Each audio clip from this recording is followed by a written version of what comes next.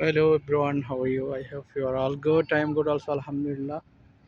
বর্তমানে আমি যে জায়গায় অবস্থান করতেছি এটা হচ্ছে যে আপনার একটা ফিশিং স্টেশন বোটের যে ফিশিং বোট আছে, ফিশিং বোটগুলো সমুদ্র থেকে মাছ ধরে নিয়ে আসে সংযুক্ত আরব আমিরাতে। আমি ওই জায়গায় অবস্থান করতেছি। তো আপনাদেরকে একটু দেখানোর চেষ্টা করতেছি। আমার সামনে সোজাসুজি যেটা দেখতেছেন এটা হচ্ছে যে আপনার কাস্টমস। আপনার ফরেন শিপ থেকে যে লোকগুলা এখানে এরা আসে, এদেরকে কাস্টমস করানো হয়। খুব সুন্দর একটা জায়গা আসলে। বেসিক্যালি এখানে আপনারা দেখতে পাচ্ছেন এরকম এক একটা বোটের জন্য এক একটা পার্কিং করে রাখা হয়েছে। জিনিসটা আমার কাছে খুব ভালো লাগতেছে।